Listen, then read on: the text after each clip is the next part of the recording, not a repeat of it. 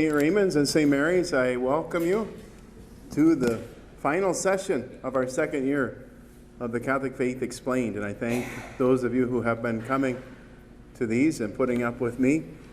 We'll begin with a prayer. In the name of the Father, and of the Son, and of the Holy Spirit, amen. Father, you have called us to be members of your church, your pilgrim church that sojourns through this valley of tears towards eternal life in you.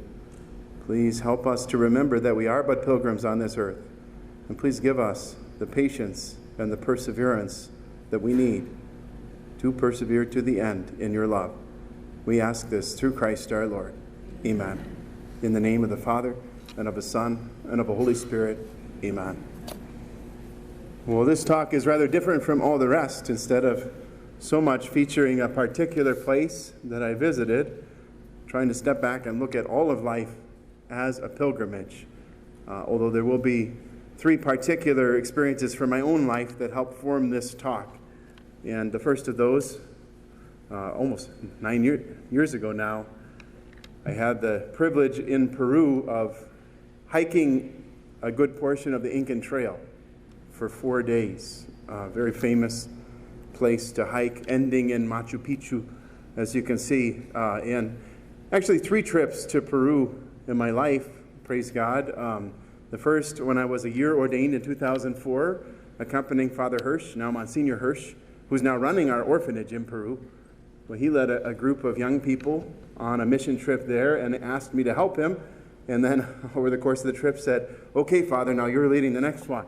And I thought, I'm not confident taking 20 kids down to Peru and being responsible for that. So in the in-between year, I went down with a few friends and kind of scoped things out and got more comfortable and more confident so that I could, give parents their assurance that I would more or less take care of their kids while they were in Peru. And on that second trip, we hiked the Incan Trail. And that was very difficult, very rewarding. We'll see that in a moment. The feature of tonight's talk, I suppose, will come at the end when I talk about a 6-day walking pilgrimage from Stevens Point to La Crosse for the opening dedication of the church at the shrine of Our Lady of Guadalupe in La Crosse. I'll come back to that later. But I walked door to door. Interesting experience. And another one that was a different sort of pilgrimage, but a long and difficult journey, was writing and completing and defending that doctoral dissertation that I defended almost 2 years ago now, and was almost in disbelief when I finally got this little Italian card, from the university that said on May 25th that I'm really actually going to defend this thing and it's going to come to an end. And that was hard to believe after so many days of a long journey where it seemed like it would never happen. A pilgrimage in its own right. So there were a lot of lessons learned from all 3 of these, and I'll share some of those this evening. And right at the end of those experiences, shortly before I came here 2 years ago, I also had the opportunity to teach a university course on St. Benedict and his influence. There were students from the University of Mary in Bismarck who were studying abroad in Rome, and I was hired to teach 2 separate groups this course on St. Benedict and his lasting legacy. And this theme, by then, this theme of the road or the way or the path, which is a very biblical theme, is also very prominent in St. Benedict, and it's one that has had ongoing meaning for me with the pilgrimages I have been on in life and helped me get through a difficult doctoral program. St. Benedict says to his monks, see how the Lord in his love shows us the path of life, or the road of life, the way of life. Clothed then with faith and the performance of good works, let us set out on this path with the gospel for our guide, that we may deserve to see him who has called us to his kingdom. And he encourages them to run on this path. Run while you have the light of life, he tells his monks. Or again, if we wish to dwell in the tent of this kingdom, we will never arrive unless we run there by doing good deeds. Now, this is partially a matter of translation. The Latin here is curere, which it can mean to run, but it also, I think a better translation would be to hasten, to move quickly, not wasting any time, making haste. In other words, it's not a sprint that we are on in this life or on a pilgrimage, but more of a marathon. And even though we dwarfs are natural sprinters, we have to be in it for the long haul and be consistent and not waste any time. You notice in a marathon, you don't see runners sitting around or taking detours. Oh, this looks like a fun route. Let's add a couple miles on to the marathon. No. Those of you who maybe just ran the Eau Claire Marathon wanted to get to the end as soon as possible by the most direct route as possible, not sprinting, but not wasting any time either. And that's kind of how St. Benedict envisions us moving along the path to heaven, not taking detours along the way, if at all possible. Well, the first trip I'll share, it was not so much a pilgrimage, but it really laid a foundation and got this notion of an intense, difficult walk into my psyche, into my experience in life. And there's a lot of fun photos, so it's worth sharing. You can see some of the group are the Americans that I traveled with, Wisconsinites, I should say, that I traveled down with. And Amber, the young lady that was the program coordinator for a time at the Casa Hogar down there, the orphanage that we run.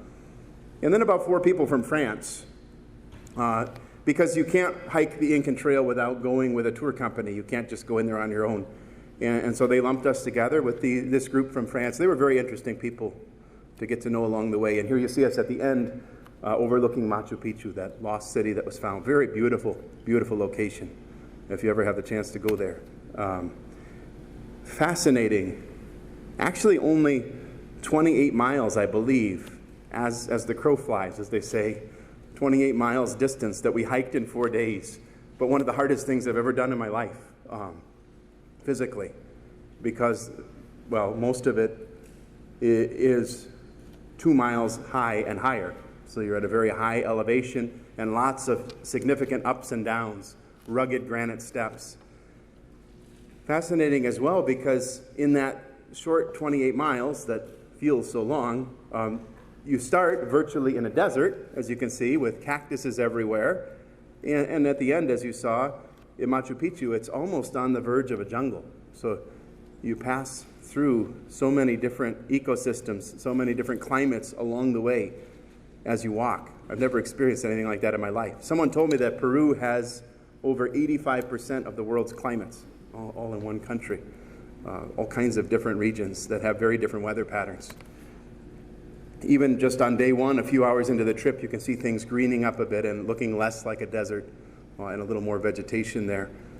And day one was still, even though there were a lot of ups and downs, and most Americans would say it was a very difficult day of walking, and it was, because we weren't in very good shape. Even we got out a few times to walk and tried to get ready, but we didn't. And we were not really prepared, but we made it. The first day was hard enough, but you can see it's still relatively flat. It's not these rugged kind of steps that we faced later. We looked at this map and we thought, we're going to die. Because we were walking along this red path here. This, at the end of day 2, you go up and up and up and up and up to 14,000 feet of elevation about the middle of the day. And I forget how you pronounce this Quechuan word, but it means dead woman's pass, is what it means. So I'm sure there's a reason for that. The first day we enjoyed as much as we could. It was very nice weather. We sat out, we had picnics. I mean, and we were still already a little sore and tired just from that.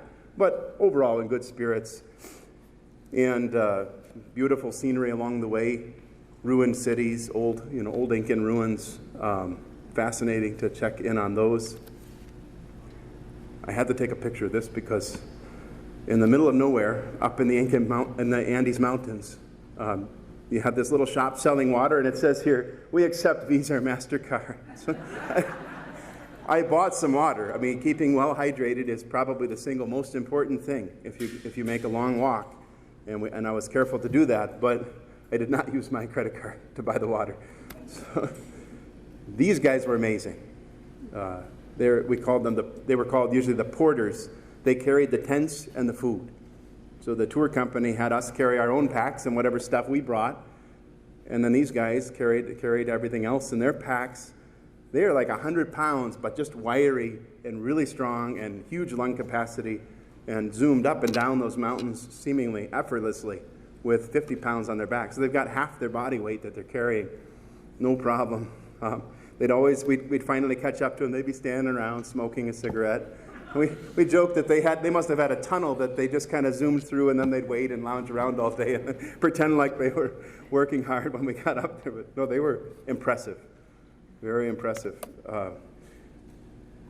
So I remember that at the end of the first day, we had a meal together, and we were saying, "Eat, drink, and be merry, for tomorrow we die." Because we knew the second day was just going to be 4 hours of going up steps, basically, nonstop at a very high altitude. And we were already, finding the first day difficult enough. We couldn't imagine how hard it was going to be, and it was hard. There were times where I didn't think we were going to make it. But we made it. I didn't even take pictures on the way because we were all huffing and puffing so much. Weren't in the mood to be taking photos. But we were very happy, and you could see much colder up there on top of the mountain. And as soon as we started going down, it started raining and getting very foggy. And it was rainy the last couple days. Everything we had was wet, either from rain or from perspiration or both. But I actually made up a lot of time on the way down. The tour guides were getting nervous that this fat American priest was going to lag behind and ruin the trip, but I didn't too much. And I, in fact, passed all of them on the way down and beat everybody back to the camp that second night. So much so that I actually got there and the porters saw me and they're like, "Oh boy, we better get going. Father's here." So they got camp set up. Amber and I taking a break. Finally stopped raining for a little bit. Here's one of those ancient Incan temples. That was an interesting experience. And I said my own prayers, obviously, in those sites that were once used for pagan worship. But interesting to see. And very relieved to finish that second very difficult day of hiking. And that we never thought we would make it, but we did. And the third day was very rainy, but much easier. And we finally made it to the end, and breathtaking view of Machu Picchu when we finally got there. And this college student, Nick, and he had been on the previous year's mission trip. We were looking down, and we looked over, and we saw that mountain, which is called Huayna Picchu. I think it means the young mountain. And we said, we got to climb it. We were exhausted, but we got to climb that mountain. We did. But first we took more pictures. These are terraces. Obviously, you've heard of them. If you have to farm very steep hillsides, that's the only way to do it. It's just fascinating. I don't know who first thought of the idea, but quite brilliant. And one of the most amazing things, if you've ever been in the Incan part of Peru, is the stonework. All the more remarkable when you learn that the Incans did not have metalworking and did not have the wheel. And somehow they put these stones together in an incredibly durable way. Hundreds of years later, they stand perfectly intact in a land that has frequent earthquakes. And you can't even slip a piece of paper in between these rocks. So amazing. It has continued to baffle people trying to explain how they did it. I've been on 3 different tours at Machu Picchu by the grace of God, and each tour guide has told a totally different story of how this happened, and I don't believe any of them. And what a lot of people believe is that aliens came and taught them how to do it, and honestly, that's just as plausible as any of the other explanations. It's really hard to explain. You just scratch your head and think, how did they do that? There were some of the Spaniards that came that thought it must have been demons that taught them how to do it. It's hard to find an explanation that seems to make sense. By the way, we give free trail mix tonight on your way out if you can distinguish the llama from the alpaca in this photo. These are the lawnmowers that they have down there. And we climbed that mountain, Nick and I think Amber did as well. And he conquered his fears that day. He's terribly afraid of heights. I'm not exactly fond of them myself. I don't like ledges very much either. He forced himself to do this. He was visibly trembling, and he made himself put his feet over and turn and have me take a photo of him and showed it to everybody at home. He'd always been deathly afraid of heights. I knelt down just a comfortable distance from the ledge. I didn't feel the need to go and dangle my feet over. But you can see 5 days without showering, without shaving, and with all the rain that we had. I think that's a Johnny Cash song. I put on my cleanest dirty shirt, and off I went that last day. I remember, okay, these are the least wet clothes, the least dirty clothes. Let's put these on. And then you climb a mountain at the end and get even dirtier. So we filthy hands, filthy clothes. We smelled bad. We looked bad. But had a great sense of accomplishment. Not only did I hike the Incan Trail, I climbed a mountain at the end. It was a great day. And a lot of fun on the way down. I had done this the year before too, where you take a bus and you have to ride all the switchbacks up and down to make your way down the mountain. And there's a little kid usually that races you down. He runs straight through the woods and he keeps meeting you at every pass and waving, and he catches up to you by the next one. And then at the bottom he gets on the bus and goes around and asks for money. And it's all fun, so cute enough. Well, I remember getting on the bus. Like I said, I was kind of a scary-looking guy at this point. And this clearly very affluent French family comes in, mom and dad and daughter. And I hadn't studied French yet, but from my Spanish and Latin, I understood what he said. He turned to his wife and he said, "Truly, you see all types of humanity here." And so I gave him a really crazed look. I smiled with a crazy smile at him and his wife and his daughter, and he got very nervous, realized that I understood what he said. And then all these crazy Brazilians got on, and they were waving flags and making all kinds of noise, and I was the least of his worries at that point. But we got down to the town below, and our poor friend Angie, my colleague at the high school, she was so happy to see her brother again, so happy to see the rest of us. She wasn't able to go on the hiking expedition because you get off the plane at Cusco and it's 2 miles high. We talk about Denver being the mile-high city, but Cusco, the capital of the Incan Empire, is 2 miles high, and you feel it when you get off the plane. And she passed out that night in her hotel room, wasn't able to join us, spent a few days alone, not knowing the language. She was miserable. Much harder than our experience going up Dead Woman's Pass.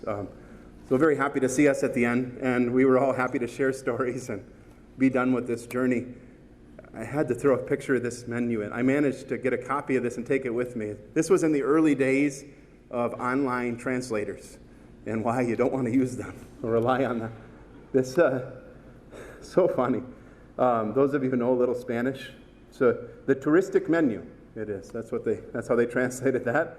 And the sopa de casa, which means the soup of the house. But the verb casar means to marry. So the translator said the soup of he, she marries. That was what the computer said. That's what the menu says. I'll have the soup of he, she marries, please. Another great one down at the bottom here. This section of the menu says mates, which I guess you would translate probably hot drinks, hot beverages, because it has tea and coffee and hot chocolate and such. But the verb matar means to kill, and this is the imperative form, so it just says kill. That's that section of the menu. So I asked if I could take this home, and they got a little huffy about it, and then the tour guide smoothed it over. We gave them a little money. They made some photocopies. I laminated it. Every year I use this in my Latin class to tell my students, stop trying to translate so literally. You got to stop thinking like an American, start thinking like a Roman if you want to understand this language. And that's one of the beauties of learning a foreign language. It stretches our minds to think less rigidly.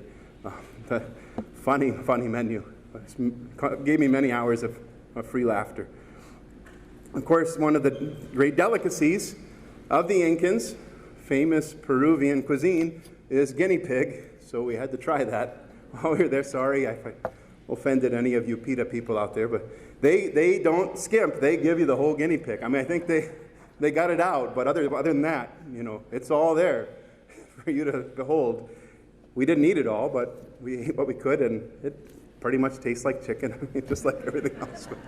I didn't think it was that good. I actually really enjoyed the alpaca they had at other restaurants, but that, just so you know, it might give you gas, so Be careful if you ever go that route. Yeah, when I actually did lead the mission trip the following year in 2006, I remember very well one of the young teachers from Aquinas High School at the restaurant, and she said, "Oh, I really want to try guinea pig, but I don't know, it's kind of an expensive item." I looked at it, I'm like, "Oh, it's $8. And I said, "Oh, you should order it. You definitely should get it." "Really?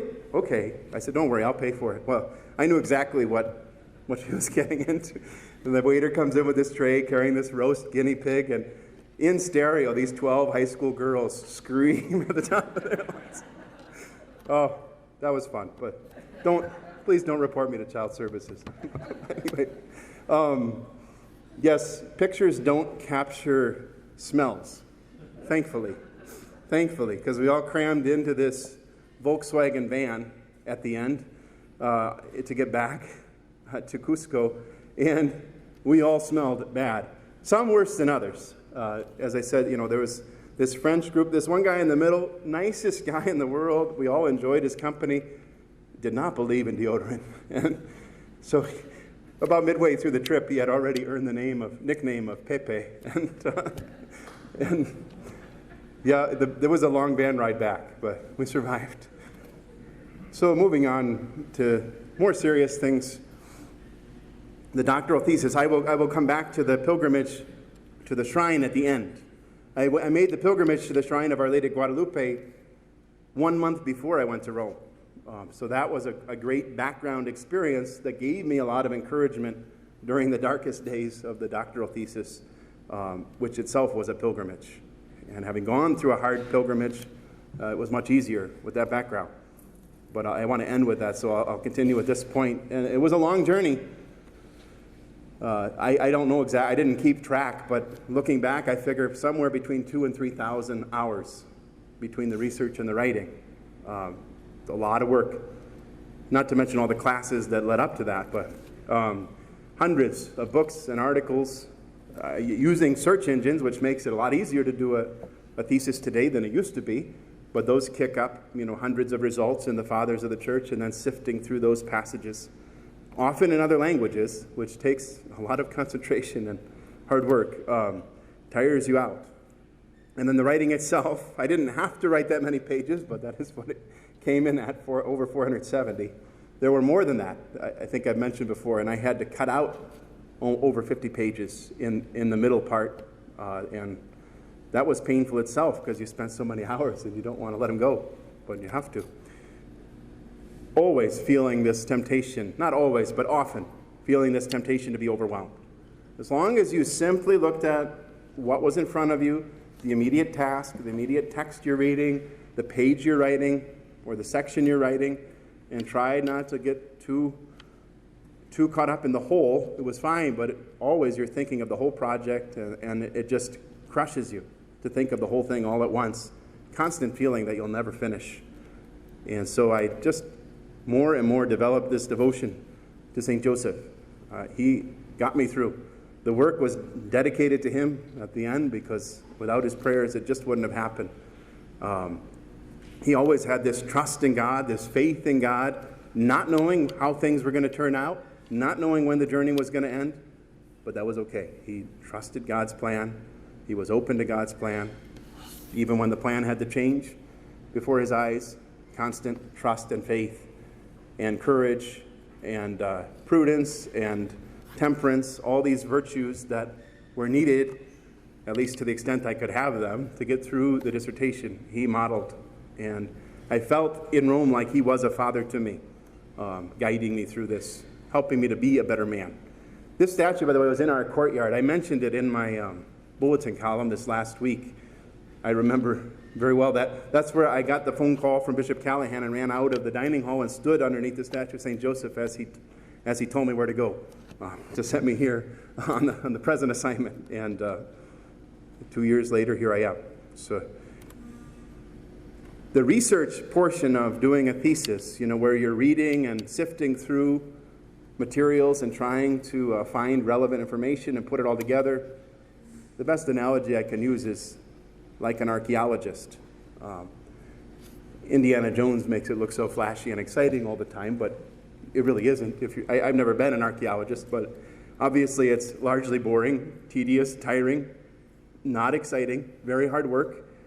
But then, every now and then, you sift through so many things that are not of value and find something very valuable. So every once in a while in doing the research, which was largely a daily grind that you just had to be faithful to, but then there'd be these thrilling moments, or even thrilling days or weeks where you really hit a gold mine and were excited and pursuing it eagerly. Or maybe other times where I always had a hunch, I just suspected that something was so, and you find the evidence to prove that, yes, I was right. My hunch was right. There's great satisfaction in that. But a lot of times you find something exciting that also means a lot more work. More than once this happened. I discover a book that is of huge value to the thesis, and of course the book's in German. Oh man, I gotta plow through this. Why'd I have to find that? But excited at the same time because it's new and going to be helpful. So even more difficult, I think, at times, when you have a project this big, it dominates your thought at every level. It's crazy. Even more so in my case, because I picked a particularly challenging topic. I mean, I remember way back in college, I think I had a professor talked about if you have a thesis, either you pick a great thinker on an insignificant topic, or an insignificant thinker on a great topic, but you don't pick a great thinker on a great topic. So when I did my philosophy thesis, what did I do? I picked a great thinker on a great topic. It was twice as hard as it could have been, but I finished. And with this one, not only that, I didn't even settle on one thinker. I included information from the entire 2,000 years of tradition. It was really overwhelming. And all these pieces, and from the beginning, I had hunches and intuitions that actually proved to be right in the end. I was on the right track from the start, but no matter what, I had all these pieces in front of me, and I could almost see how they fit together. I knew that they fit together, but no matter how I arranged them, they just never quite fit. And you know, when you're well on what you've already written, 150 pages, and you still don't know how it fits together, that tends to get you discouraged and thinking that you're never going to finish and feel overwhelmed and not trust. But then St. Joseph would help me trust again. But constantly wrestling. I felt like Jacob wrestling in the dark with that stranger constantly. You walk a lot in Rome every day, and many a day when I was walking around, whether I was shopping or doing whatever, constantly these thoughts are just going over and over and over in my mind, trying to put the pieces of this puzzle together, or while I'm riding on the bus, or in the shower. Worse yet, and this happened often, when I was praying, or at Mass, or the Liturgy of the Hours. Mass was particularly challenging because so often the readings and the prayers at Mass were directly related to what I was thinking about. So my mind would just be off to the races. And then 25 minutes later, I'm like, oh, sorry, Lord, I did it again. I was totally distracted for all of Mass again. I'm trying, Lord. But it happened. You just couldn't always control it. And even then, dreaming about it frequently, many a time, waking up, dreaming, and of course, usually your dreams are incoherent. But oddly enough, I'm not somebody who dreams great dreams while I'm sleeping or whatever, but there was one time where I woke up in the morning with great clarity and had a great step forward in putting these pieces together. That was the morning we were going to the Church of St. Augustine in the stational churches, and he was the main author in my research, among the others. So I always credited that to his intercession. I was quite ill that morning, at that time actually, so I was sick and dreaming about my thesis, and all of a sudden, clarity. And so I wasn't planning on going that morning to the early Mass there and walking with everybody else, but I sure did, and gratitude for the gift received. So, even one time I remember I was away for a week and not doing anything with the thesis, and still I was dreaming about it. Just would not leave my thoughts. So it was important a few times just to put it away for a month and then come back to it later. Would not have made it without lots of fraternal support, and vice versa, with my brother priest there. Took full advantage of the sacrament of confession. There was no excuse. You live in a house with over 60 priests. You know, you better go to confession. You can't say, well, I don't know. I mean, I don't really have anybody I can go to. Well, find somebody. And that was a great blessing. So easy to go to confession. And lots of encouragement. I think not all of us who were living there were working on doctorates. Some were just working on a licentiate degree. But particularly those of us working on doctorates had moments where we really needed to encourage each other, and did. And many a time where I felt like I would never finish this. It's not going to happen. Or, I've mentioned before, the fun bureaucracy that you have all over Italy. And when you go to the university and you have to fight those things, and it seems like you'll never even win against the bureaucracy, much less actually do the work and finish. And having friends to support you and pick you up. I never noticed it till I was almost done. But my friend, Father Tom, it actually was almost like clockwork. About 11 o'clock every morning, he came by my room and walked in. I always had my door open for people to stop in and visit. And I know I'm not like that here. I wish I could be. It's a much better way to live. But he strolled in, and I came to call it his 11 o'clock freak out, because he never wanted to do the doctorate. His bishop made him do it. He did it out of obedience. He did finish, but a lot of times I had to help talk him through things. But at the times where I was about ready to give up, he always returned the favor. And without that support, I don't know what we would have done. Recreation was so important then. You could only work so much on an academic project like this. The focus and concentration is just so much more intense. I mean, as a pastor, I don't think anything some days of putting in 16 hours. I'm doing different stuff, sometimes with people, sometimes I'm doing administration, sometimes making phone calls. It goes fast, you don't even notice. It doesn't even feel like work a lot of the time.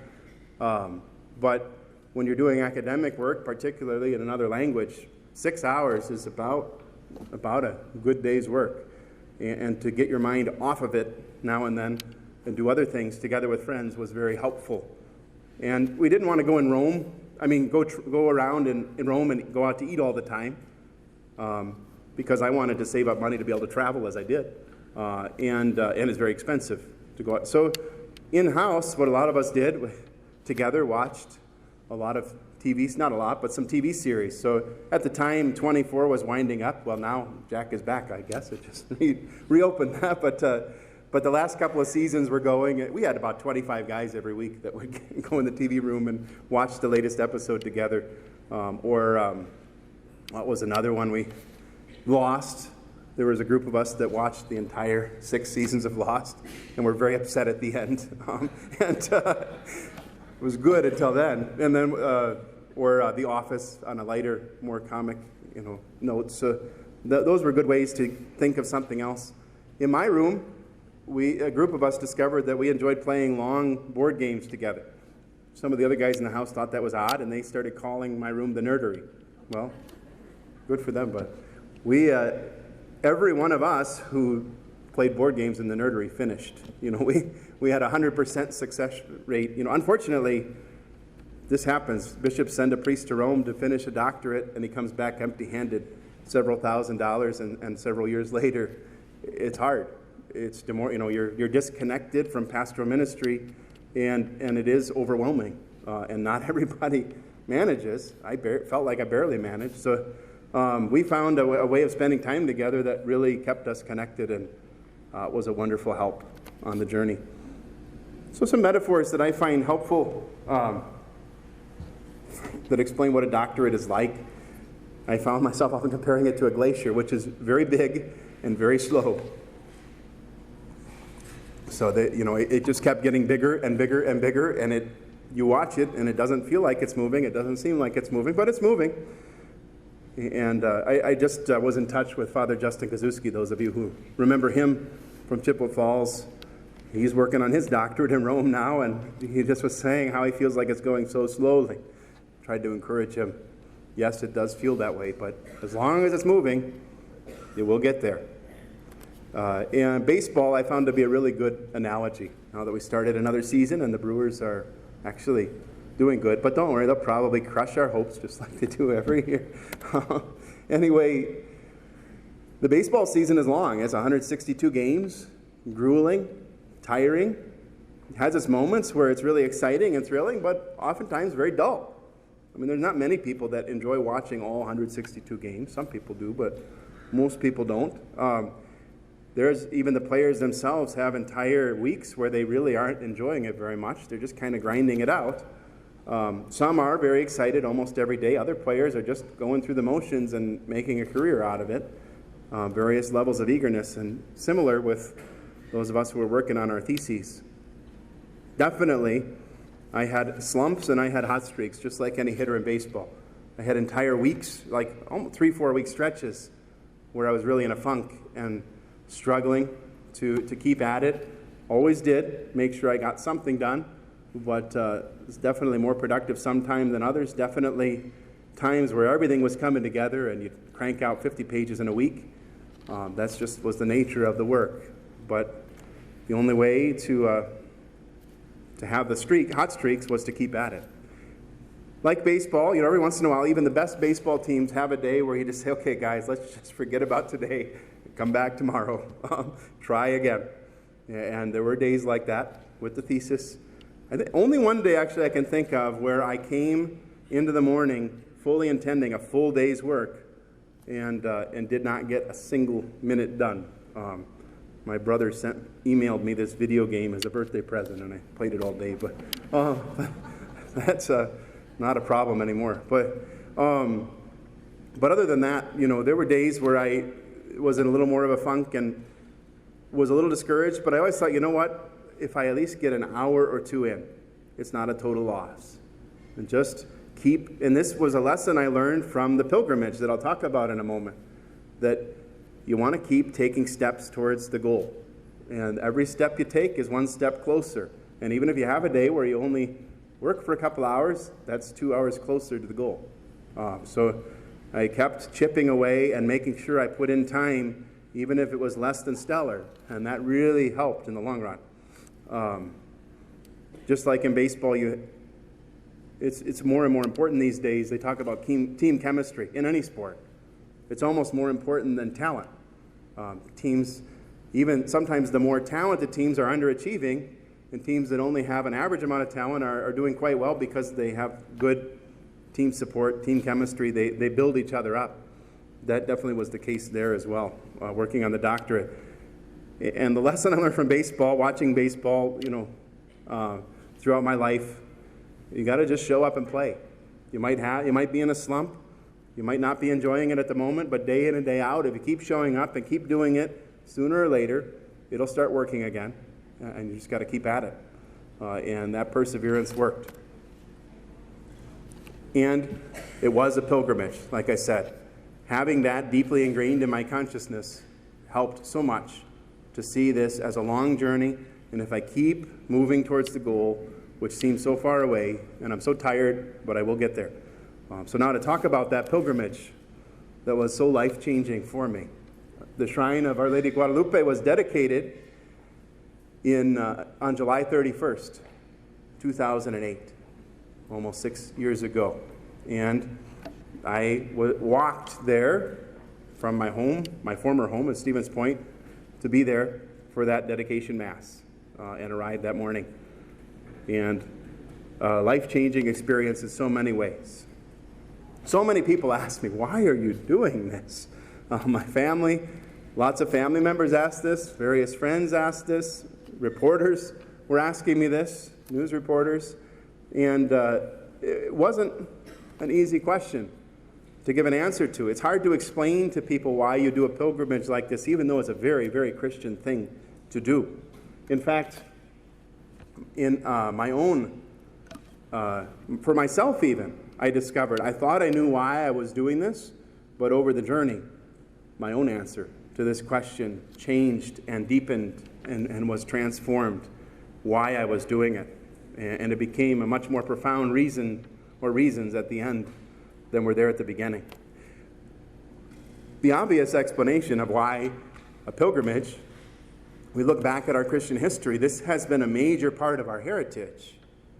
You have already in the 300s, 400s, many pilgrimages from Europe to Jerusalem, and then these other sites like Santiago de Compostela, the Camino of St. James through France and Spain to the tomb of St. James the Greater, the Apostle.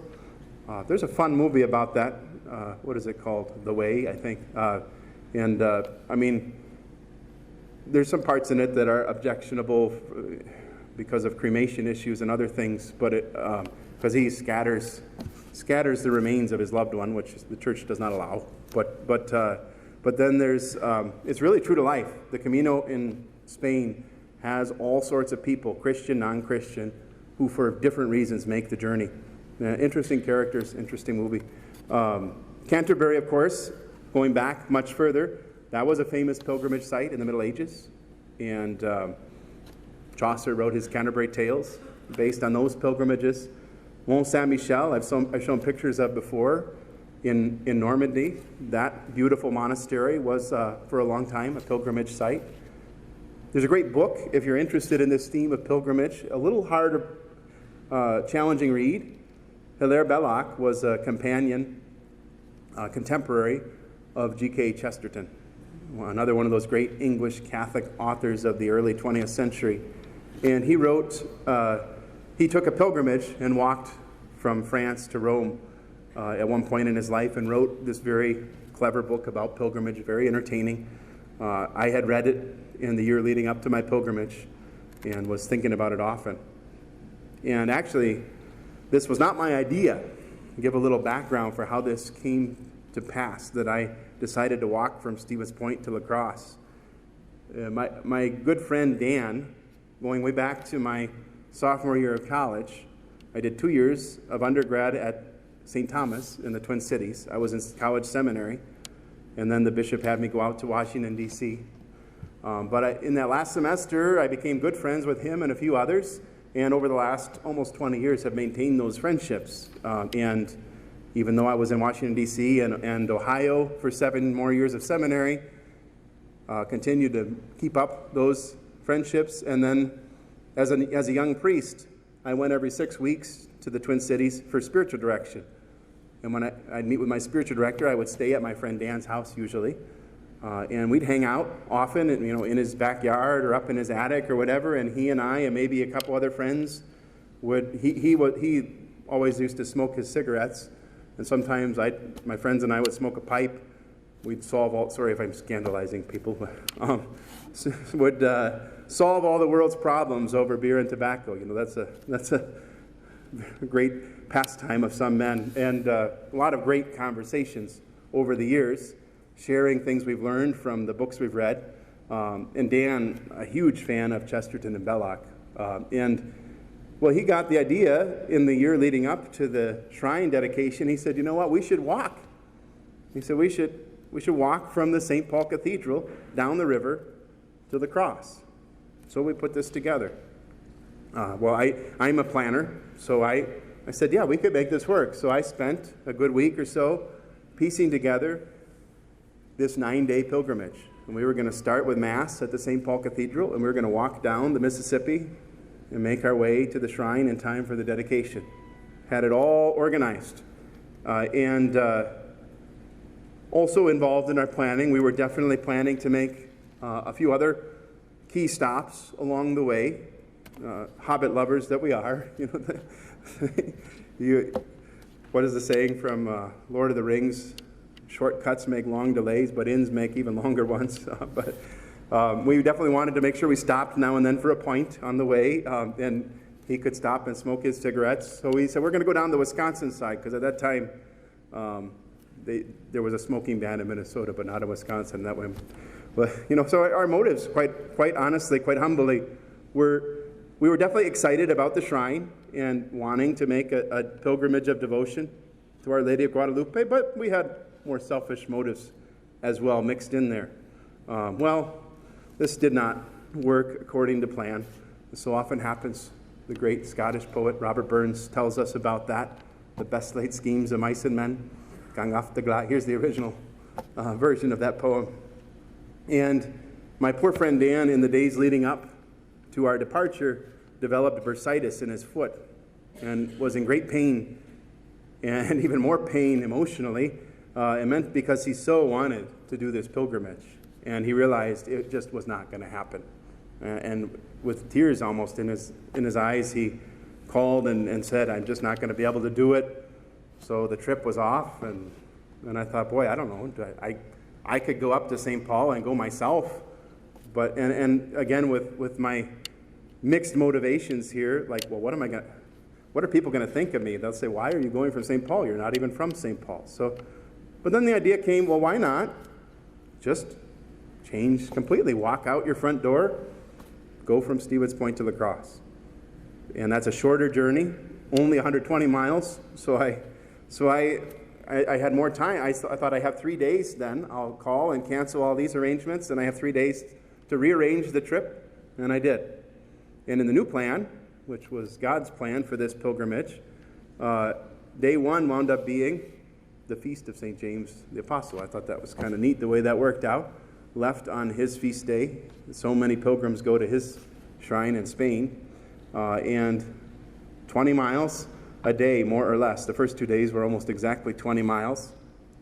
So I got up at 5 in the morning. Didn't bother to take a shower because I knew from past experience that I'd be smelling plenty bad by the end of the day no matter what. So I'll take one at the end of the day. And went over to St. Peter's Church next door and offered Mass. I don't know if you've ever been to St. Peter's in Stevens Point. Beautiful church, as you can see. Just as beautiful on the inside. And now they've taken out the carpet and replaced it with this beautiful tile floor. Quite stunning. And very beautiful claims to fame. It was established in 1876. I lived there for 5 years, my first 5 years as a priest. It was a great first assignment to be living there. They celebrated their 100th anniversary in 1976, the year I was born, with a visit by a cardinal from Europe. You might recognize him or recognize his name is kind of Wojtyla or something like that. But they never heard. Yeah, he visited the parish. Was there for almost a week and talked about Polish heritage and Catholic faith. And the people were excited even then to have this brilliant young Polish cardinal there. All the more excited 2 years later when he was elected Pope John Paul II and now St. John Paul II. So there's relics in the parish everywhere from his visit. They erected this monument back in the 90s honoring that visit and honoring his witness to human life. So they have a quote from his document, The Gospel of Life, and also his consecration to Mary, Totus Tuus, his motto. So he's consecrating himself to Mary here. After he passed, I was a priest for a couple of years under John Paul II, and then in 2005 he passed on to heaven. And I was out one night and I just noticed that the floodlights for this, the floodlight on the Virgin Mary and the child Jesus reflected on, you can't see it, but the wall up here, which was my living room in my suite, and the shadow of John Paul II over my bedroom. I thought, you know what, this is really cool living here. I like it here. I was sad to leave. It was a great place to live for 5 years with such a special history. But even sadder, even more somber on that day, because really by this point, by mid-July, late July of that year, I literally was homeless and unemployed. I was not living in a van down by the river, but my successor wanted to move in early. He didn't want to wait. He was supposed to start officially July 15th, and me end officially July 15th, but he didn't really have a place to stay, and he said, can't I move in early? I want to get going. So I said, okay, and I really had to stress myself out to move everything out. And if you've been in a place for 5 years, you don't try to pile up things, but I assure you, you pile up things, and it's a pain. Any of you who have moved, and I mean, 13 huge garbage bags full of stuff that I threw out, many more things that I gave away, and tried to purge down and become much more simple. Just barely moved out in time for him to move in, lived in a guest room for a couple days, and then the Carmelites took me in. Actually, at the time I took this trip, I wasn't even employed gainfully because my assignment at the school ended July 15th. They stopped paying me, and the diocese was going to give me a stipend when I was in Rome. They didn't start until August 1st, so there was 2 weeks of my priestly life where I was homeless and unemployed. And that's when I made this pilgrimage. Somehow very fitting, completely self-emptying experience. And God really did empty and purify me in so many ways on that trip. And so there was really a sense of emptiness. I mean, a thrill and excitement walking out the front door of the home that I lived in for 5 years and going on this journey, but also emptiness and sadness, because it really was the last time I walked out of that front door. I think maybe I've stayed back there maybe 2 nights or 3 nights in the last several years. So I really was leaving St. Peter's as I went on that journey and starting a new and a month later then I would be in Rome and a new chapter of my life. So very emotional experience leaving that day, but mostly excitement, walking out the front door and going on my way. I put way too much stuff in my pack, foolishly thinking I would want or need these things on the way, probably 50 pounds worth for the 6 days. And I mean, I'm big and I could handle it for the most part, but it did wear me down after a while. And the thoughts going through my mind on those first several miles, Tolkien fan that I am, Bilbo Baggins sings about the road goes ever on, and Frodo shares these words that he learned from his Uncle Bilbo. Bilbo used often to say that there was only one road, that it was like a great river. Its springs were at every doorstep, and every path has its tributary. It's a dangerous business, Frodo, going out your front door, he used to say. You step onto the road, and if you don't keep your feet, there's no knowing where you might be swept off to. And I did have this feeling of being swept off into a great adventure, and it was a great adventure, much harder than I anticipated, and much different than I anticipated, but very rewarding. So looking at that first day, in summary, again, about 20 miles from where I had lived for 5 years in Stevens Point to where I had lived for my childhood, at my parents' house in Wisconsin Rapids. That was my first night stop. And the first 10 miles, even with the heavy pack, fairly easy, not much of a problem. Beautiful. If you've ever been to Stevens Point, the Green Circle is amazing. If you haven't, if you ever go, it's this wonderful 30 miles worth of trail that goes around the city for bicycling or walking or jogging, mostly wooded. Very, very beautiful. I didn't discover it until I was there almost 2 years, but then I often took advantage. And so I followed that for a while and then kept following the Wisconsin River, staying off the beaten path a little bit, and got to my first inn. This was part of my older plan with my friend Dan, and had a fish fry. What else do you do in Wisconsin on a Friday? And was feeling good and enjoying it at that time. By the time I got to the last 5 miles of that day, I was hurting, and every step was agonizing. It became clear, why did I put this much stuff in my pack? And looking at my watch, I realized I'm going to get there like 2.5 hours later than I had anticipated. I thought I'd be walking at a much faster pace than this, but I'm not, and really had to push myself. And right about that time when it got at its hardest, I happened to be walking by the paper mill where I worked for 3 summers of my college years. So that brought back a lot of memories, some very fun memories of those years, all kinds of different jobs. Like I told people before, I've cleaned more toilets in my life than most people will clean in a lifetime. Because, 80 a day for a summer, you get good at it after a while. And then other times working on the paper machine, other times working outdoors on the building and grounds.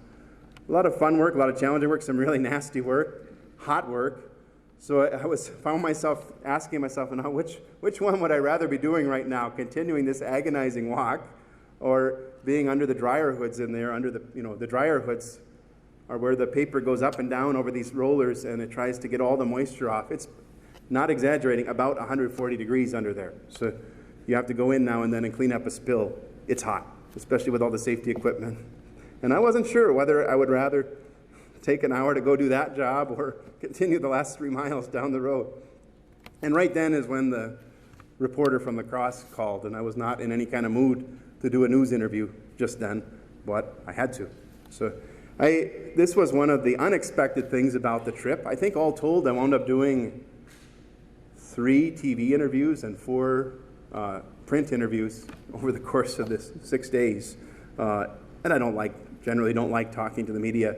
And when this first came out, and when the Catholic Times was talking about interviewing me, and they were saying you should get this in the local papers too, and I'm thinking, oh, I don't want to talk to the press. Father Kazuski was just ordained, I think, and he was staying with us that summer at St. Peter's. He says, oh, you have to. This is a great opportunity to promote the shrine. I guess you're right. So I tried to start thinking of what to say when the reporters inevitably asked me, why are you doing this? The first interview was with the Stevens Point Journal early that day. Very friendly people that I knew well and had a good relationship with. I did poorly in the interview, but they made it a nice piece anyway. But this guy that called from the La Crosse paper, he clearly was a little hostile. And I already on edge. And I was very tired and exhausted and was not up for it, but I thought I got to try and ask the Lord's help. So my first answer was, well, gas was getting pretty expensive, so I figured I better walk. He didn't seem to find that very amusing. Yeah, but why are you really going? So I tried to explain what I explained earlier, this long-standing practice of pilgrimage and how central it is to Christian faith, even for Muslim faith for that matter. They value pilgrimage. But that didn't seem to resonate with him at all. And he just clearly was having a scornful attitude towards me. I talked about what I was feeling at the moment. I said, we Americans are so used to comfort, so used to luxury and convenience. And being on a pilgrimage breaks you out of that. And that's definitely what I was feeling at the moment. That seemed to strike a little bit of a chord with him. Oh, okay, I can see that. That makes sense. Materialism's not good for us. And then this idea came to me, no doubt, from the Holy Spirit. Well, a pilgrimage is like life itself. We're on a pilgrimage towards our eternal goal. And in miniature, on a pilgrimage, we have this sense of journeying towards heaven. Little did I realize, this little seed of an idea would grow and grow in my experience over the course of the next 5 days, and then continue to feed me the rest of my life. Gave him that idea. Then, of course, he asked, well, why are they building this shrine? And I knew where he was going with that one, so I tried to preempt any further question. I said, well, I'm very glad that our bishop's not using diocesan money to build this shrine, that it's individual donors who wanted to build the shrine that gave the funding for this. Made sure to clear up that misconception right off the bat. And I explained Pope John Paul II and what he talked about. Those of you who haven't read the bulletin last Sunday, I wrote about this in the bulletin last Sunday, Ecclesia in America. Back in 99, John Paul II talked about America, not just the United States of America, and not South, Central, North America as separate places, but one unified America, and Our Lady of Guadalupe at the heart of that, the star of the new evangelization. We don't view America this way. For example, would you say that we have an American Pope? According to John Paul II, we do. But we don't think that way. Anyway, we still should let ourselves be challenged by what the magisterium has told us. The message of Guadalupe, too, is a message of comfort and hope, not just for us here, not just for Mexicans down there in Central America, but for all of America. And Cardinal Burke had that sense when he decided way back when to build the shrine. At first, I know way back when he was going to build it, I believe, in honor of Our Lady of Fatima. But he had a strong sense after reading the writings of John Paul II, no, it needs to be in honor of Our Lady of Guadalupe, star of the new evangelization. And I had a good conversation then with this reporter about the comfort and the hope and the plight of the immigrant here in the United States, and how this shrine will be a place where immigrants can feel at home, and it sure has been. Many of our Hispanic immigrants have made pilgrimage there and drawn much fruit from that. So that interview in the end went quite well, even though I was not happy when I answered the phone. A few miles later, I finally did arrive at my parents' house. My mom was away. My dad was there, and my cute little nephew. And much later than I had anticipated, what took you so long? Of course, my dad was wondering. I didn't want to talk about how much I was already hurting, so I, made up some excuses, sort of. And I should have known that he would serve another fish fry. That's what you do on Friday. So another one. At this point, I was not hungry. But I knew I needed to keep eating some food. And definitely, I forced myself to drink another gallon of water. I had on the trip, I mean, I had 4 bottles, each holding a liter. 2 up by my shoulders, clipped onto my pack, and 2 down by my hips. And then when they would get empty, they kind of clanked like a cowbell. I sounded like a big lumbering ox when I was walking down. I was in much worse shape back then than I am now. So I'm much better shape now. I would be much more fit to do something like this. But it was hard, even though I did walk some to prepare for it. Anyway, I made myself eat and drink. My poor nephew, he just didn't get it. I mean, anytime Uncle Derek came over, he knew that Uncle Derek was going to be flopping around on the floor, making a clown of himself and entertaining him. And Uncle Derek's just sitting on the couch, not doing much, and I didn't feel like, and eventually my dad noticed. He noticed everything. He never missed anything. He noticed every single detail, and said, "You're not doing too well." but it was odd. It was almost a reversal in roles. Normally, for us growing up, our mother is not in the least a controlling or manipulative person. She basically let us be the persons we wanted to be, respected our freedom, and if we wanted to do something, it was always our dad that was saying no and thinking of 20 reasons why it'd be a bad idea, and the worrywart, and my mother who was saying, "Oh, come on, let him do it." But in this case, for some reason, my mom just got this terror in her mind and did not want me to make this pilgrimage. And was terrified that I would fall over or keel over and be stranded on the side of the road or be abducted. I don't know how. I'm not exactly a tiny person, but anyway, she tried to stop me, but I, of course, am very determined and insisted.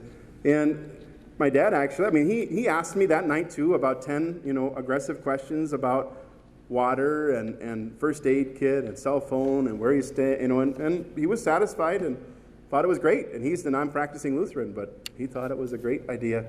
Kind of an interesting reversal. But I moved on the next day and did get a good night's sleep.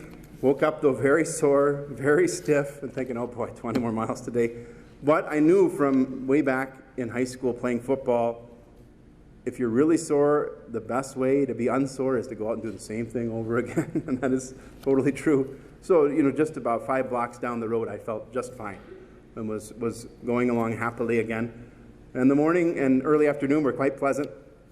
I made a lot of stops. I was not even a mile down the road, and I stopped in and made a holy hour at the Church of St. Peter and Paul, because this was the year of St. Paul, and that was one of the designated pilgrimage sites in our diocese. So I stopped in there to gain the indulgence, continued on across the river another mile, said Mass at another church in town with some friends, went a little further down the river, had lunch with them, and so lots of stops in the first 6 miles.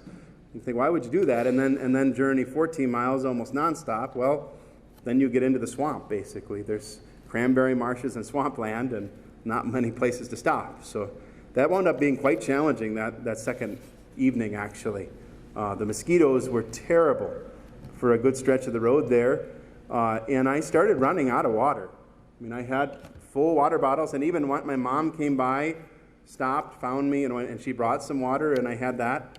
Tried to talk me into, well, why don't I take you the rest of the way and drop you off at your final stop for tonight? No. And she didn't push it. That's good. She knew that I wasn't going to change my mind. So, but we visited for a while, and I went on.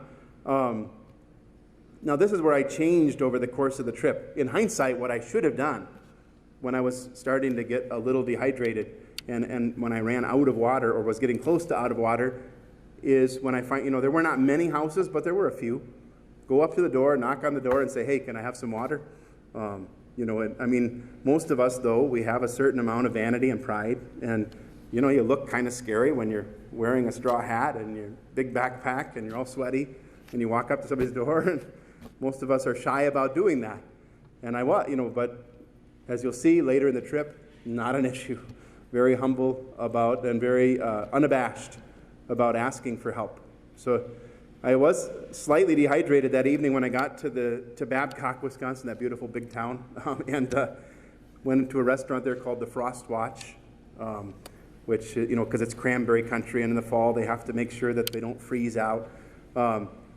And what I did first was have 2 pitchers of water. I remember before I even ate anything, I just forced myself to keep drinking water. And I was still hungry, though, but I remember that was the last time on the whole pilgrimage that I ever felt hungry. I continued to eat, especially these high-protein snacks on a regular basis, never because I felt hungry, just because I knew that I should do it. Even for like 3 days after it, never felt hungry. Completely lost my appetite. It was very jarring to my body. And I was even more behind that second day. Did not arrive until 10:30.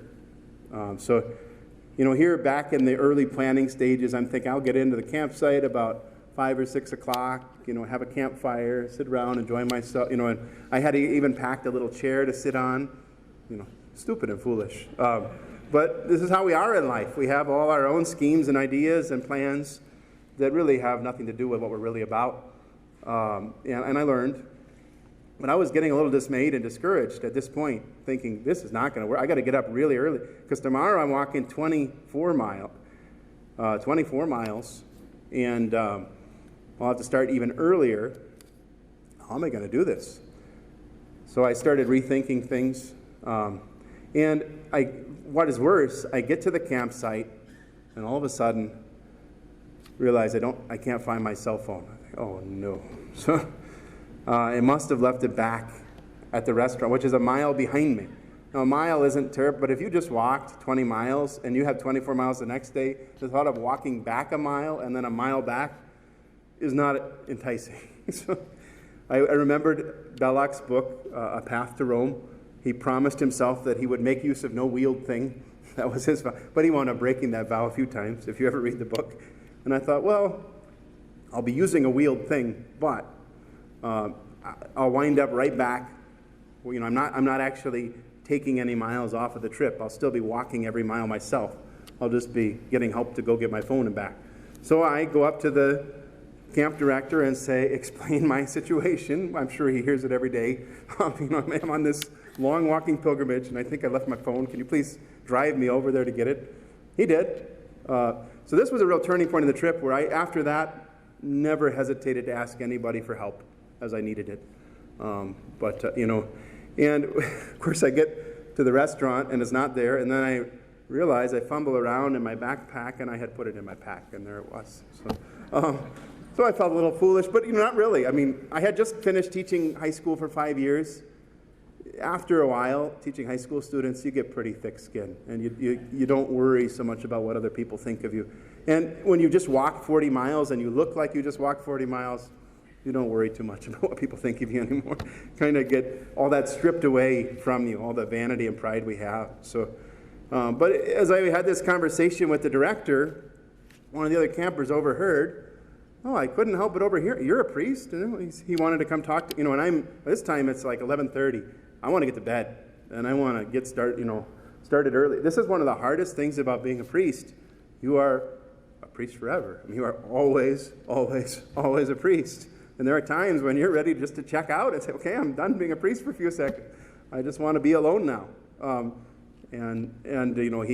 He again, of course, he's one of these Catholics that, I'm not sure about all these teachings, and I know so much better than Pope Benedict and blah, blah, blah, and so you're not going to convince him. So often the obstacle is not in the intellect, but in the will. And no matter what brilliant answer I might give to his questions, he's not going to come around and believe. So in that tired and cynical state, I just kind of dismissed him after a couple minutes and excused myself and went to bed. And then I felt very bad about it. I thought, what if the Lord wanted me to use this moment as the first steps in his conversion, and I blew it. So I felt guilty. I asked the Lord pardon. And after that on the trip, I really tried to be generous with my time, with my attention, even when I didn't feel like it. And there were many harder moments than that.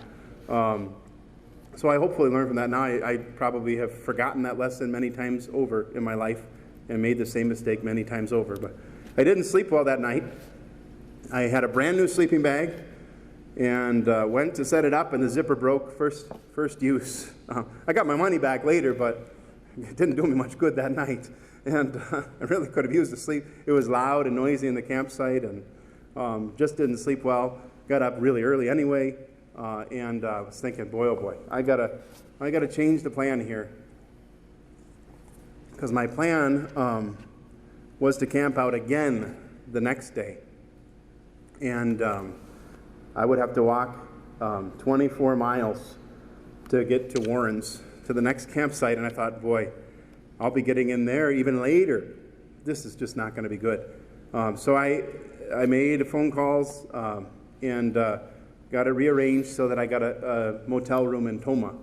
And I would have to go 27 miles that day, even longer, but then the overall trip actually would be shorter. And that, shaving off about 6 miles from the trip felt pretty good to me overall. So I did and made those arrangements and set off on my way. This was the day I was dreading, the whole planning. And in fact, in the planning, I don't know those of you who know, this is like the highway between Wisconsin Rapids and La Crosse, Stevens Point and La Crosse, Wausau and La Crosse. Those of us priests who go to multiple meetings in La Crosse know that road really well. You can see it's really straight. It used to be a railroad, and they built a highway there, 21 miles, not a bit of a curve, through a swamp, and not much of a shoulder, not even really any grass around, almost no homes around. I thought, boy, I can't, but look at the map, there's no other route. I can go all the way down to Necedah and over. I thought, I've got to go through the swamp. It's the only way. So I did.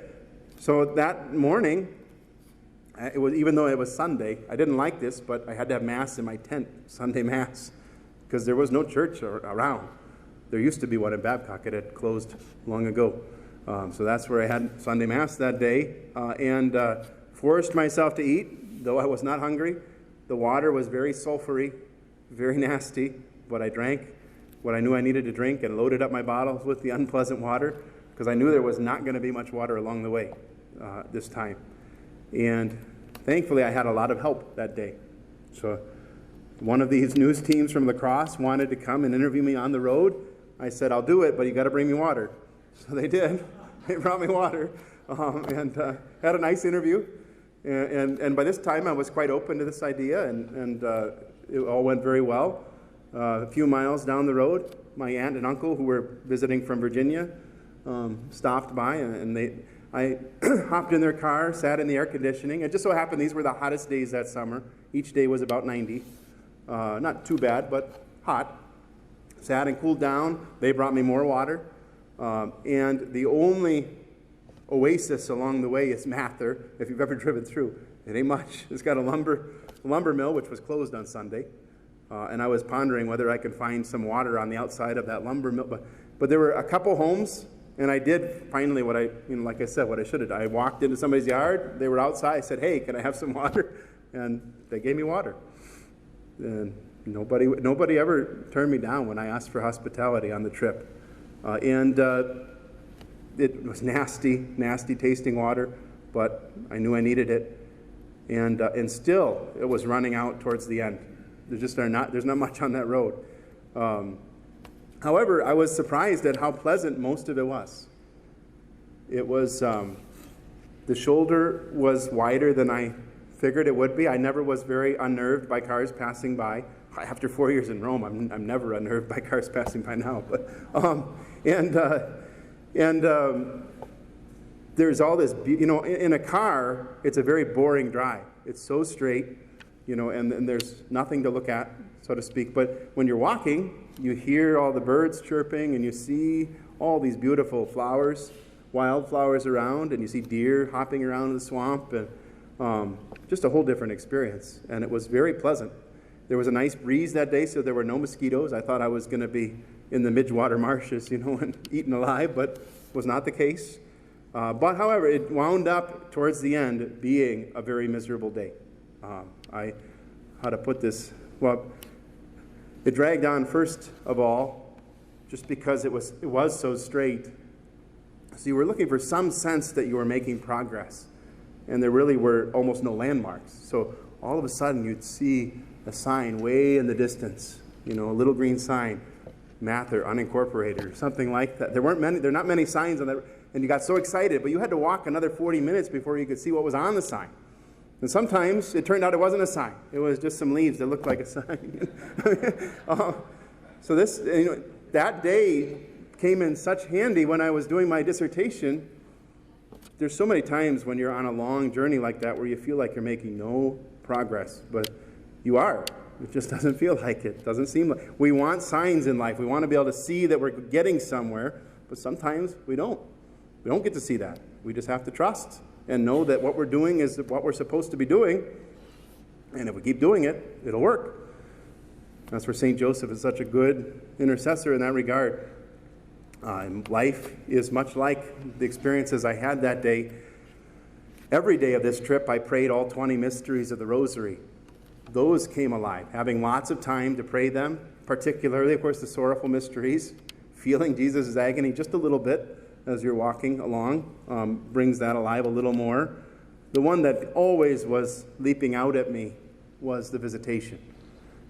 Being tired and not always excited about answering yet another person. Why are you doing this? I kept just saying to myself, the second joyful mystery, the Visitation, and reminding myself to be like Mary and ignore my own problems and focus on loving and serving the person in front of me. That was very fruitful those days. I wish I continued to do that. I don't always do that, but maybe I'll learn that lesson someday that God was trying to teach me there. But I did develop serious problems. Yeah. Again, if people have to leave, I'm sorry. This will be over in 3 days. So,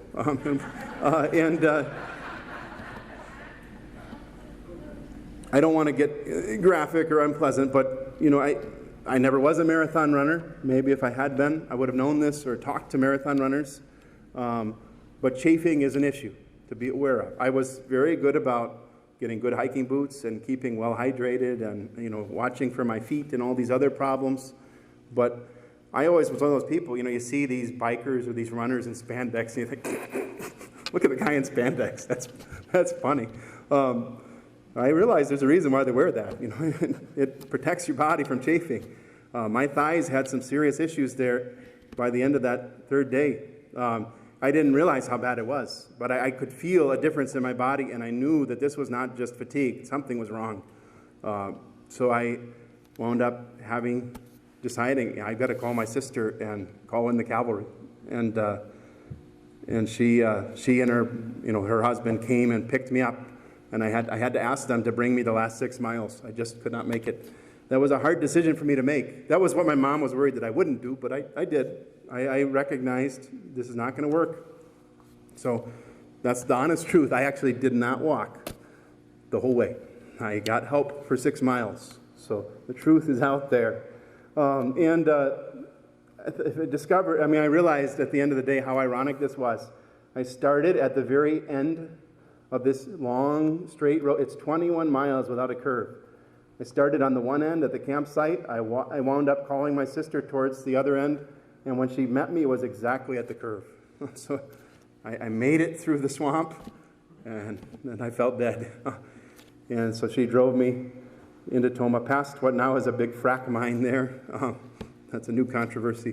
But already, just halfway through the pilgrimage, a lot of lessons that I was learning and pondering. I had a lot of time to think as I walked and pray and ponder this. God calling us to detachment. I many times thought how stupid and foolish I was for trying to put so many things into my pack.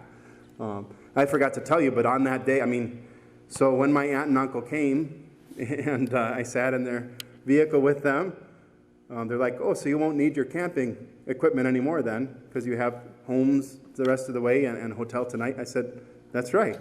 I was very happy to dump that off on them. Here you go. So that took a significant amount off the load. Any time along the trip where I didn't need anything anymore, I was very happy to hand those off and lighten the load. And really a lesson for life, how we try to squeeze more things in and we insist that I have to have this, I have to have this, I can't live without this. We just cause misery for ourselves. And God says, just let that go. You don't need that. My motives, I hope it was clear by now how mixed and selfish my motives were at the beginning and how God kept purifying me. My friend Dan and I, yes, we were devout, but we also thought, it's fun to stop at the inns on the way and be like little hobbits. Well, I didn't even want to eat anything most of the way, not even appealing. And constantly teaching me to be more humble, to be more generous, to be more attentive to people along the way. And I thought, life is a lot like this, though. Each step of the way in my own life, I answered God's call. I mean, He called me to go to college seminary. I went. The reasons I thought I was going maybe weren't exactly the reasons He really wanted me to go, but He works through our imperfect motives to get us where we need to be. And then later He teaches us the deeper reality. That often happens. We don't have to have perfect motives for God to work and lead us where we have to go, as long as we continue to be open and let ourselves be purified. For sure, lots of patience, lots of perseverance, and just putting one foot in front of the other, even when there's no sign of making any progress. That's a very good lesson. Pilgrimages really teach you that. And being more and more humble about letting others help. And it's not that I've been terrible about this. I mean, even as a young priest, I was willing to let others help me with things now and then. But like I said, most of us, though, won't go up to the door sweaty and dressed funny and, hey, can I have some water? But by the end of the trip, I never hesitated to ask anybody for help, just very humbly. And like I said, they always gave it. And that was a beautiful lesson to learn. And even having to call in my sister there for help. And when I thought about it, I was so discouraged for a while. And she and I even thought about, well, maybe she should drive me back to where she picked me up and I'll walk from there. I thought, no, you know what? I'm supposed to start from here. It's meant to be this way. It's like the communion of saints we live in. Like an indulgence, where we do a certain amount of penance and we let the good works of Jesus and the saints carry us the rest of the way. And God wants us to support each other in love and charity. We don't have to walk every step ourselves. We don't have to do it all ourselves, because Jesus did it for us and He has the saints to help us. And being humble enough to accept that is a beautiful thing. And God tried to teach me that on that trip. That was a good lesson. So it's not such a scandalous thing that I didn't walk every step myself. I still walked 120 miles, and that's, worth noting. So the next day was an easy day. I mean, it wasn't easy because it was definitely a restless night of sleep. I was up often. I drank as much water as I could. And my sister she got some spandex for me and a lot of first aid supplies, and got myself back in order. And then things really started getting a lot easier. I cruised along for those 11 miles that day, but I noticed I was so much different. I mean, now I was all business. I mean, when I made a rest stop, I learned to start taking off my boots because I was starting to develop a blister, get my socks dry, hydrate myself, give myself the food I need. I didn't feel like eating, I didn't feel like drinking, but keep doing that. Rest what I need and get back on my way and keep making progress towards the goal. And this is how we are in life too. I think, the saints, they might dally around for a while in their life and not really be focused, but sooner or later something clicks and you say, you know what, enough messing around. Let's get serious about getting to heaven here and focus on what really matters. I was growing in my celebrity status, and I have never had a desire to be a celebrity. So I was even in Toma already. Hey, it's the guy from TV. They had seen me on the news. This one woman had asked me, can I have your autograph? Oh, my husband's not going to believe this. What? Because I was on TV? I mean, who cares who's on TV? I know a lot of good people that have never been on TV. Anyway, the local newspaper wanted to do an interview with me. Okay, fine. And I kept saying to myself, the second joyful mystery, the visitation. Give to these people and be present to them and stop thinking about yourself. And God kept prodding me with that mystery all the way. And this day I actually arrived earlier than anticipated. It helps when you lighten your pack that much and take care of yourself and do what you're supposed to. And after a good evening, enjoyable conversation with my sister, went on my way through some old familiar territory. So on the map here, if I can find it, roughly through this valley here, or ridge rather here, across this ridge here, and to Cashton. So I had spent a couple of summers, one as a seminarian, one as a deacon, serving in these 4 parishes in this area with the priests there and doing Hispanic ministry there as well. And so it was great to go through some old familiar territory. And I had always wanted to go back and offer Mass at St. Mary's Ridge. I don't know if you've ever been there. I think this photo is from the 50s, but it's this beautiful old German church up on the ridge. And beautiful outside and inside. Finally had my chance to offer Mass. I remember very well how hard it was to genuflect. It's hard enough in hiking boots to genuflect, but it was really painful, but I managed to offer the Mass. And some of the highlights I remember, this is big-time Amish country. So when I was there as a seminarian deacon, I was always flying past those Amish wagons, and there's a lot of twists and curves, and you really had to be on the lookout so as not to, to run anybody over. But it's a whole different experience in life to have the Amish buggies passing you. That happened many times. Or to see them coming, and I always tipped my hat and, greeted them. And they wondered who this strange person was, but that was a very interesting experience. I remember then at one point there was this yard filled with Amish buggies. I thought, what's going on here? And then I see this pickup truck zoom up and pull up right next to me, and I thought, oh, great, here's another one. Oh, it's a guy on TV. But no, this Amish man gets out of the truck, and I thought, this is great. Here I am walking 120 miles, and here's the Amish guy riding in a pickup truck. So I kind of smiled and greeted him, and he turned red and said, hi. He had stretched the rules a little bit. But very sad, though, it turned out that was a funeral for an Amish child that had been run over by a careless driver. So be careful when you're driving in Amish country. This time, it was not so painful being a celebrity. There were some local parishioners that I remembered from years back and was able to reconnect with and have some great conversations with. That was fun. There was one moment towards the end of the day where I missed my turn. And I tell you, that is an agonizing feeling when you're on a long walk. Even if it was only like 3/4 of a mile extra, I did not want to add to the journey. And that's a good thing to think about in life, how often we add length to our journey to heaven without even thinking about it. But you would never do that on a pilgrimage. Got there to the family that was hosting me, elderly lady, and she had a couple other guests there. She thought I was just staying the night and then going to walk from there to the cross. She didn't realize I was walking the whole way. She was astounded. But by that point, I was totally not ashamed. I said, hey, can I do some laundry? And hey, can you take this bag, and you're coming to the cross for the shrine dedication. Can you drop this off at the Diocesan Center for me so I have these, to bring home with me, but I don't have to carry them the rest of the way? And I was not ashamed to ask for help and get what I needed, and made the trip a lot easier. It was important because this sixth day was over 30 miles. The final day was just 3 miles. That would be no problem.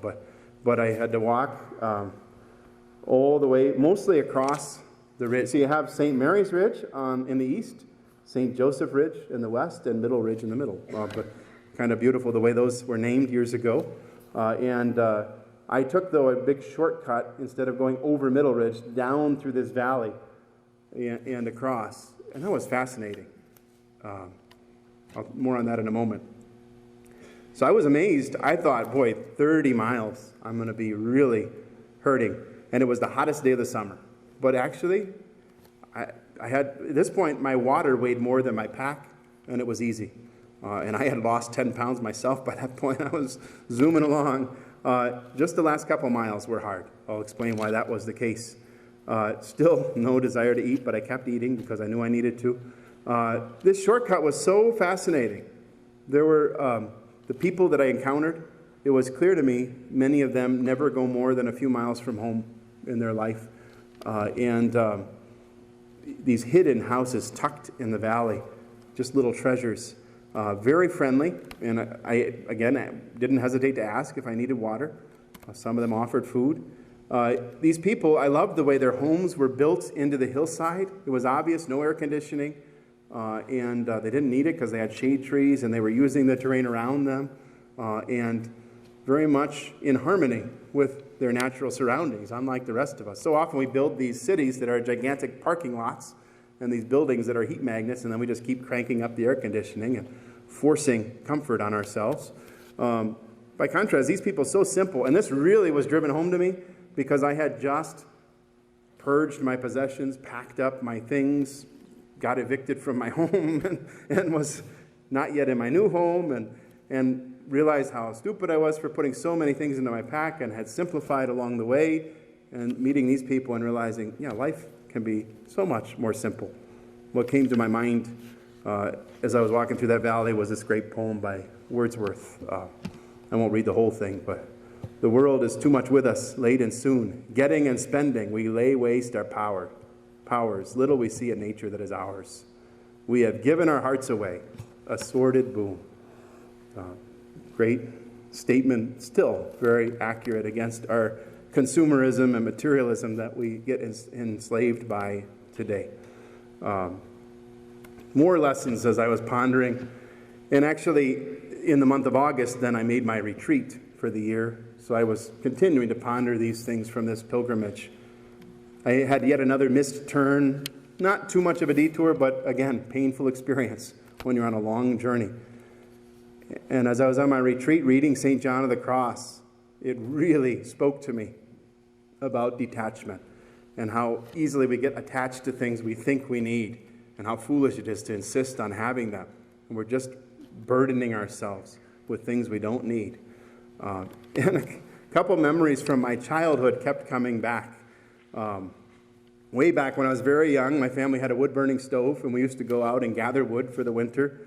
And I helped in my own, 5-year-old way, which wasn't much help. But my dad always used to compare me to, Billy in the family circus, where he walks all over everything to get from point A to point B with one piece of firewood. I managed to step on every possible detour throughout the woods before I finally got to my destination. This is how I live my life sometimes, just meandering all over the place instead of taking the most direct route.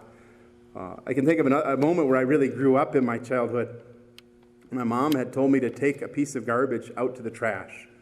And at the time, I was lazy in most of my chores, not always wanting to put them off and not do them and resenting that I had to do them.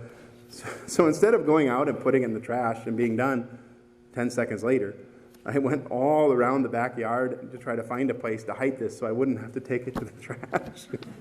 And my dad watched the whole thing out the window. And he could be pretty gruff at times. He gave a lot of positive encouragement, you might call it, to tell us what we should be doing. But he just laughed at me that day and laughed at me, and that hurt. Because he was right. It was funny. It was silly that I was going out of my way to avoid doing what should have been easy if I would have just done it. And that really was a turning point in my life, that encounter of scorn. So praying the Psalms on retreat there, this prayer from the Liturgy of the Hours really spoke to me. Speed my steps along your path according to your will, O God. And how often we don't speed along. That's St. Benedict again. Hasten, run along the path. Stop taking detours that don't get us to the destination. 3 more news interviews on that 30 miles. They kept trying to call. There were like 5 missed calls while I was down in the valley, and then when I came back up, I had all these voicemails, and they finally found me. And I kept saying, the second joyful mystery. I got to give time to these people. And they went really well. And the people that saw the interviews said there was very, very positive press. All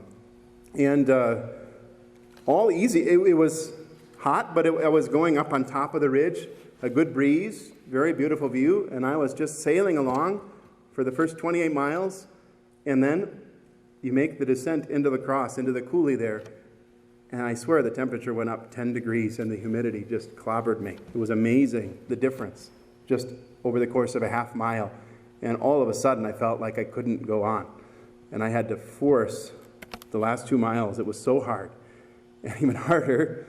All these, hey, it's the guy from TV. And now I'm so close. I'm just 1.5 miles away. And the last day's only 3 miles. I'm almost there. I just want to be there. And this one family had to go through every priest that they've ever known. Well, then Father so-and-so came to our parish. Tell their whole story of their whole history. I just keep saying the second joyful mystery, the visitation. Got to be kind and generous. And God was testing me, pushing me. Finally, I remember walking into the driveway at the Diocesan Center, so relieved, and a friend that I knew pulled up and said, hey, we're going to dinner. You want to come with us? No, sorry. I really don't. I asked him to bring some food for me, but I wanted to go to my room, and I had to offer Mass. Went to my room and the chapel and got some good rest.